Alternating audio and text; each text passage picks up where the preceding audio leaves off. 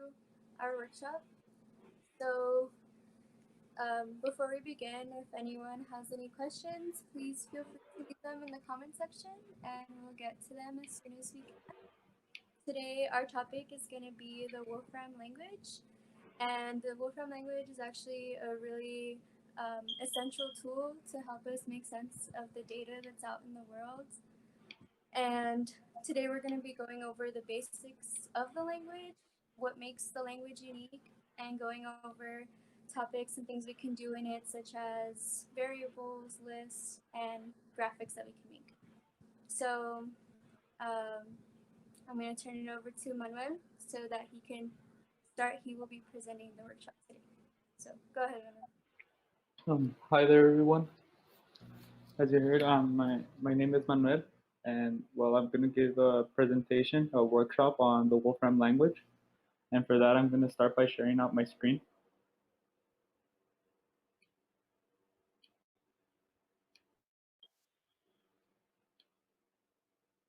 So we can start this workshop by knowing what Wolfram is, or what the Wolfram language is. We're all very familiar with search engines, such as Google. Well, Wolfram Alpha is also a search engine. So if you were to search wolframalpha.com in the address bar or in Google, you would be greeted by this web page. Now, what makes this very different to Google or to other search engines is that Wolfram Alpha provides scientific curated data.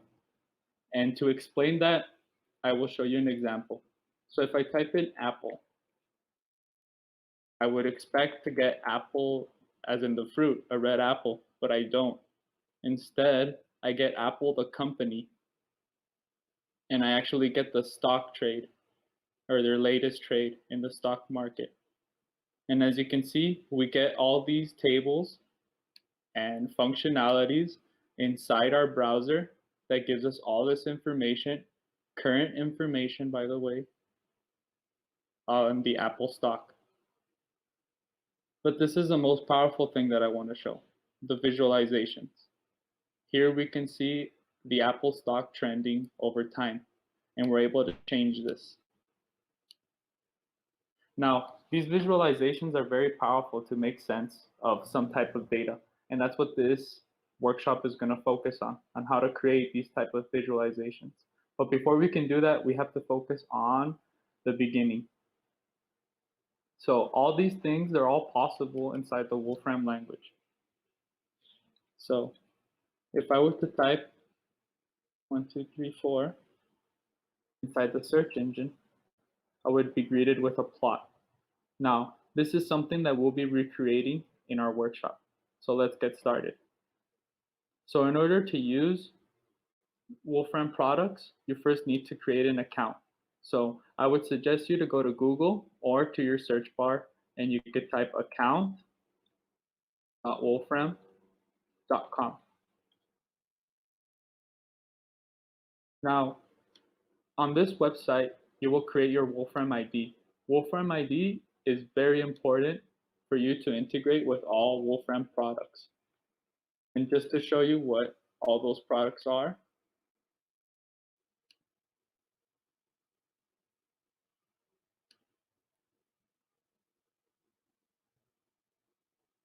and well, you need your Wolfram ID in order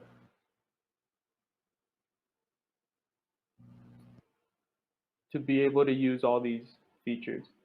And so what we'll be using is something called the Wolfram Cloud. So we can easily go to our browser and type that out, Wolfram Cloud. And you have to do this after you've completed your Wolfram ID. And then we will click sign in.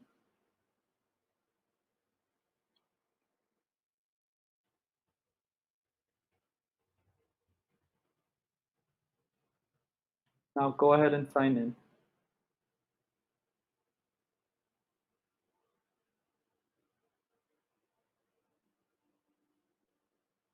Once you've signed in, you'll be greeted with this portal.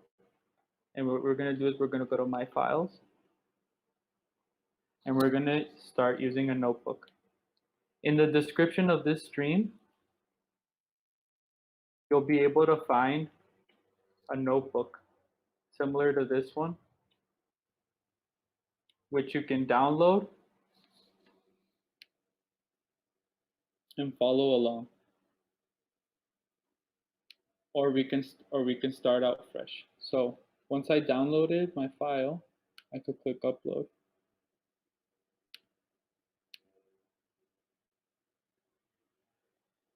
And go ahead and double click on it.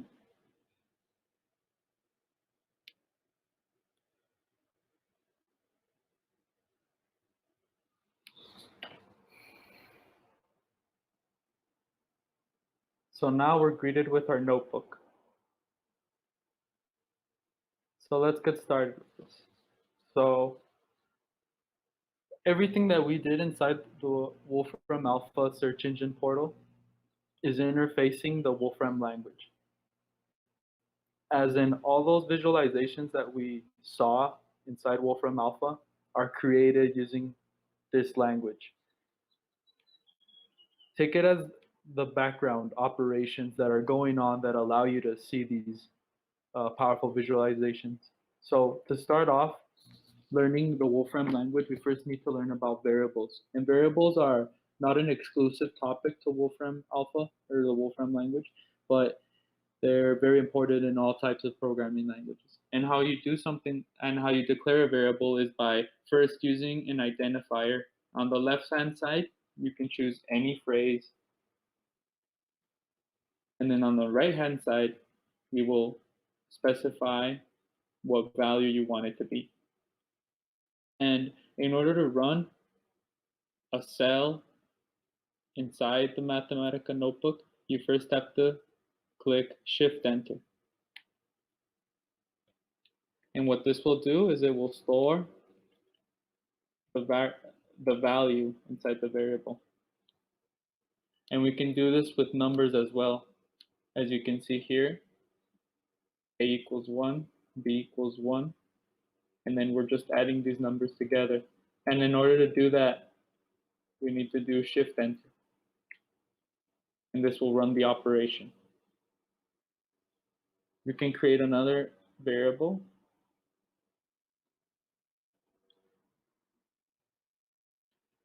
and type in a message.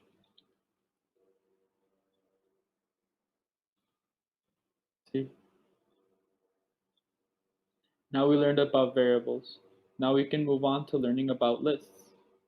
Now lists are not unique to the Wolfram language, but they are very special, as in the Wolfram language takes every input as a list. So everything that you do in the Wolfram language will consist of lists. So it is very important that you become comfortable with generating lists and using them. So to generate a list it's just as we do it with a variable. On the left-hand side, we will use our identifier called myList, and then we'll assign it the value in between curly brackets. Separated by commas, we'll enter our numbers, and this will generate our list.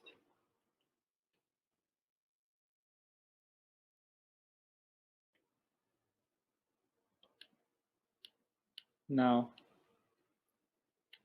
these two examples, test A and test B, is to show that even if we're not using numbers and we're using letters, everything is going to be represented in a list. As you can see, the two curly bracelets at the end containing all these letters, this is known as a list. But we want to generate list programmatically. And the most common way of doing this is by using something called table. Because we don't want to type things out. So here, I generated a list from 1 to 10. And that is because I didn't specify where I wanted to start. I could have started at 2 and counted all the way to 10. You can also skip by adding a second parameter. Now I'm counting from 2 to 10 by counting in twos. And here's another way of generating list with a criteria. Here what I'm doing is just generating a simple list from 1 to 10, but every single number, I'm going to add the number 2 to it.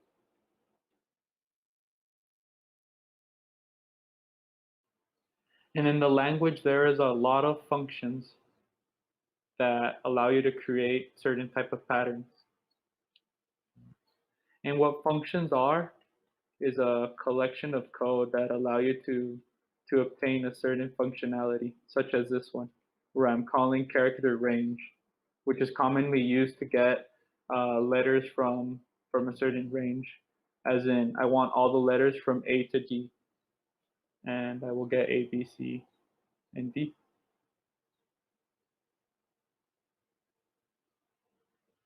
Now we went through a lot, and this is already quite enough to use unique features of the language.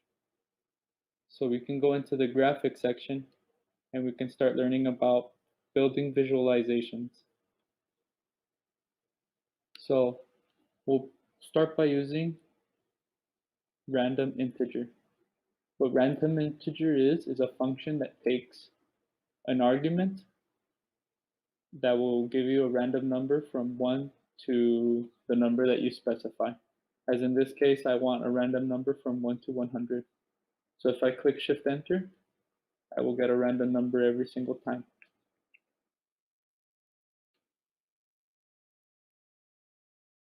So this is important because recently in our previous sections, we've only been able to create very boring data, counting from 1 to a certain number or skipping certain steps. So by using random integer, we want to add some entropy to our data and create visualizations with these. So a way we can do this is by creating a list of random numbers. And let's deconstruct this. So what I'm doing is I'm declaring a variable myData on the left-hand side, and I'm using the function table to create a list.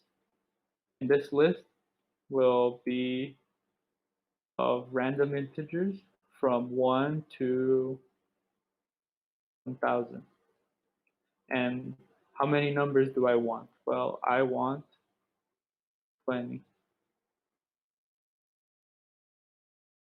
Call this myData2.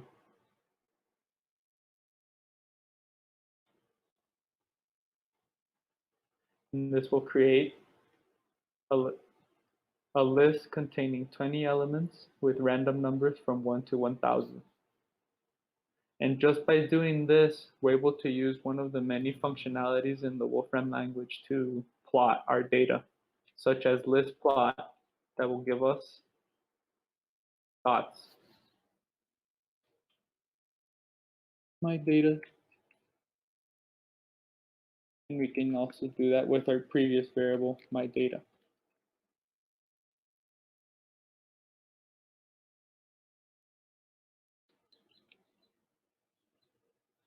Now, the Wolfram language is very flexible. As you can see, even just by adding one word, we're able to create another type of visualization. And here we have a list line plot, which is connecting all the dots that we have inside our list plot. We're also able to use these sequence of numbers to generate bar charts and histograms and pie charts.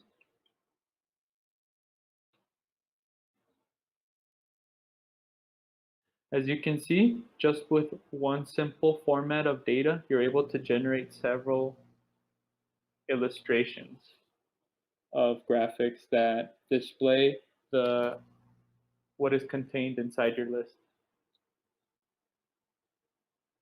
Now this is important because now we'll be moving into list of lists. And what list of lists are is embedded lists, as in a list containing one or more lists. So let's start by constructing it step by step. So we'll begin by starting and creating our first list, which is going to be A. And this will generate a list of 10 elements from 1 to 100. And as you can see, there's our list. Now let's create our second list. And as you can see, we get the same thing. Now let's put them together. And as you can see, this is known as a nested list. And as you can see, we have two curly brackets, not to be confused with the one inside of it, because the one inside of it is another list. If this doesn't make any sense, there are many ways of using graphical representations in the Wolfram language to make sense of your data. And so if I use matrix form inside our nested list that we just created, we're able to visualize the actual distribution of our data. That way it doesn't seem so, that way we can actually make sense of it instead of seeing it in a programmatic way. Now, how can we generate a list programmatically? Well, a nested list. And well, the same thing is just we can add multiple arguments to table. And this is a good way to talk about documentation. Whenever you find yourself confused or not remembering how to use something, you can always use question mark table.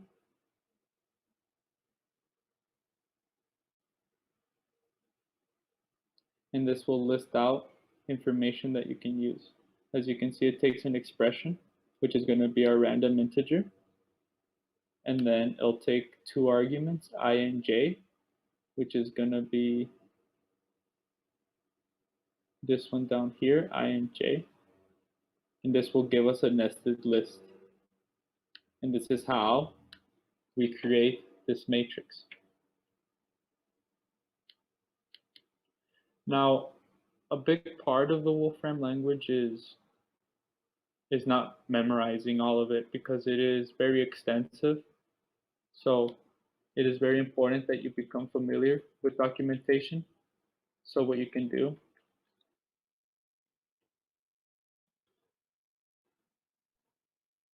is you can just Google Wolfram documentation and the function that you want, and it'll be the first link. And inside here, you'll be able to see exactly what we saw inside our notebook, but this time with bigger fonts and of course with detailed examples. And this is something that you can find yourself looking at things that are aligned with your interest.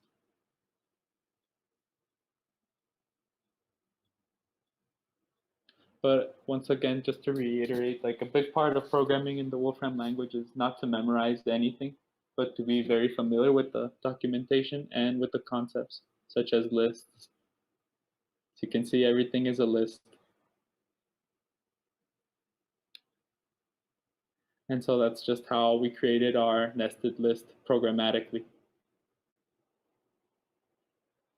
So now that we have seen a lot of the basic knowledge, we can now focus on building dashboards.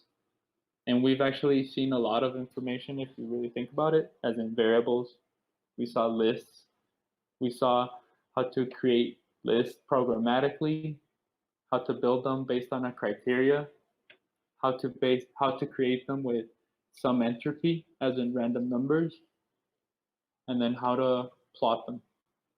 But now we're going to work with something called, well, with something known as dashboards.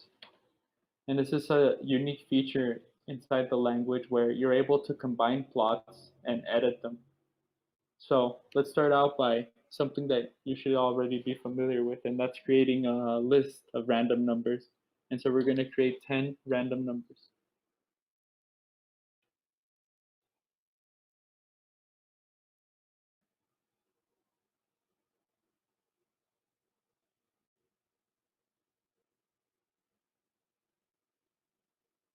After creating our random numbers, we can put them inside our functions list plot, and as you can see, we get a plot. And we can do the same thing to G2, and we'll get the matching plot. Now, why is this important? You could use something called show G1, G2, and you can bring your visualizations together. Right now, since they're both blue, this doesn't highlight much, but this is a good time to talk about options. So let's look at our dots. And what we can do inside our function is pass something called options, and that's going to change the functionality of our function. So, for example, we want to change the color. I want green dots. And then we can put them all together. Oh, but that's not clear at all.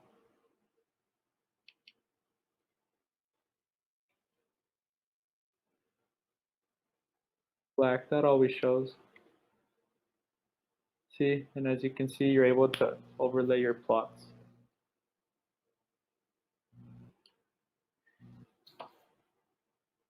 We're also able to make lists of our plots. As you can see here, I'm creating a variable called list, shortened it, LST. And then I gave it my two variables, G1 and G2, and I created a list. As you can see, the two curly brackets indicate that this is a list of graphics.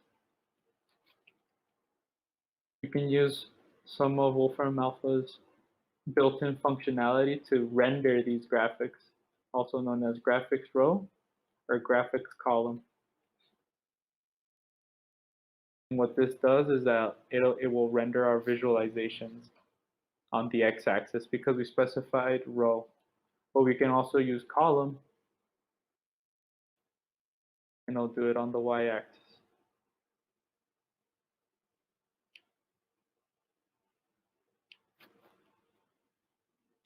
And with our same data, we are able to create bar charts.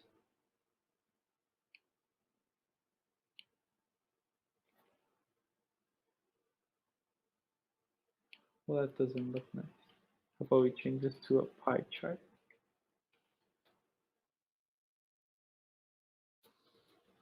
So now we have 4 visualizations, G1, G2, G3, and G4. And what we're going to do is we're going to create a nested list. And how we're going to do that is by typing out nested list or any variable that you want. And then inside there, we're going to do 2 curly braces. And we're going to do G1 and G2.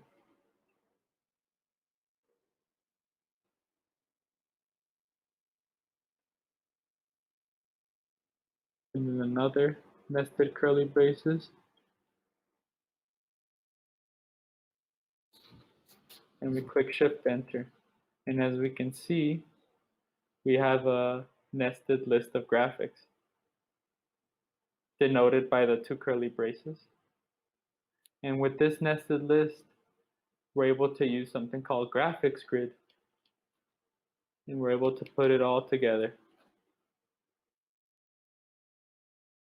We can go ahead and type graphics grid.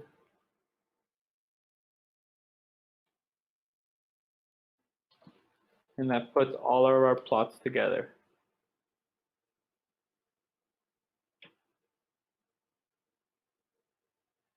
And later subjects that we have here are, of course, for your personal exploration, but this is a good starting point for anybody that wants to get into the Wolfram language and learn how to use it into creating powerful visualizations that can tell a story.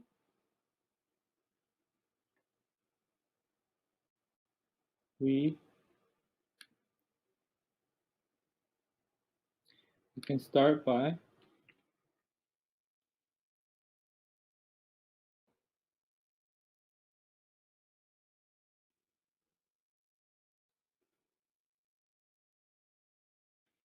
Let's go to the documentation.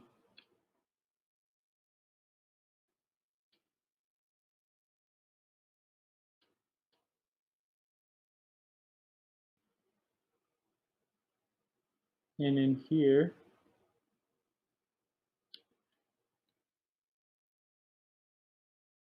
we can search any type of visualizations that we want.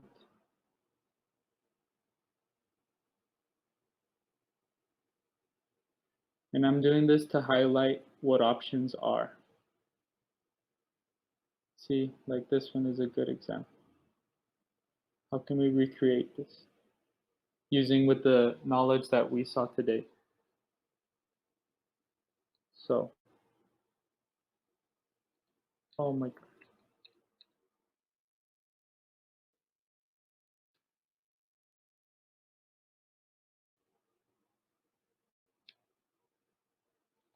So let's start off by creating a table.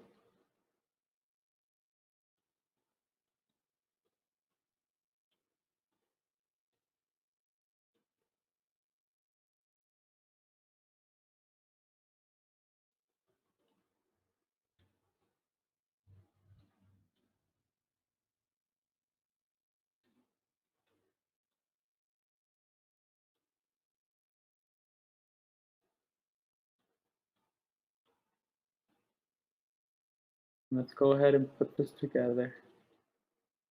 A and B. And as you can see,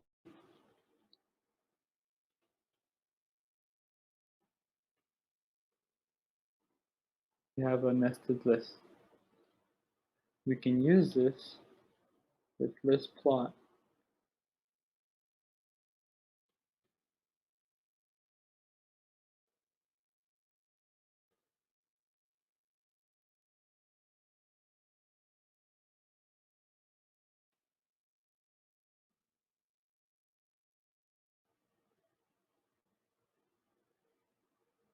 And as you can see, here we've plotted both of our lists inside one graphic. Now, this isn't very visually appealing because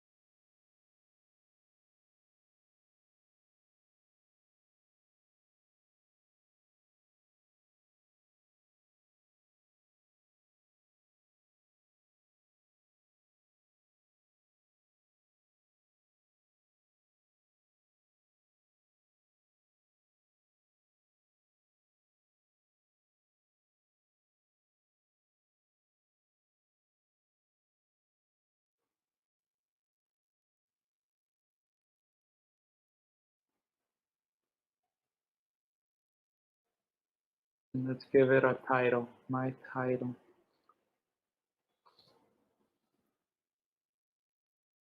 And just by adding these options, we were able to give it a title, and we were able to point at which graphs we're actually plotting inside of our graphics. As we can see, we use two lists, list A and list B. List B is orange and list A is blue. And they're being pointed to, so that way the person who is viewing this graphic is able to make sense of it. And colors are also able to change if we go plot, style. And since we specified two lists, we have to specify two colors. So I want red and blue.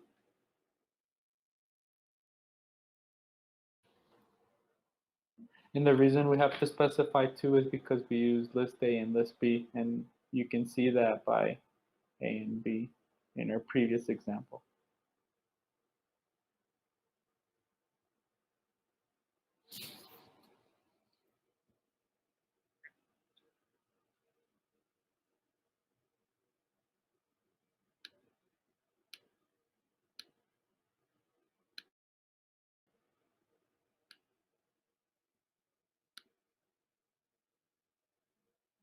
Wow.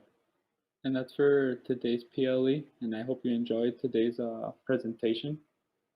And if you have any questions or anything, you can go ahead and message us on our Facebook page, and somebody will be able to help you if you want to learn more inside the Wolfram language. But this is an actual good starting point to begin to explore computational topics using a programming language.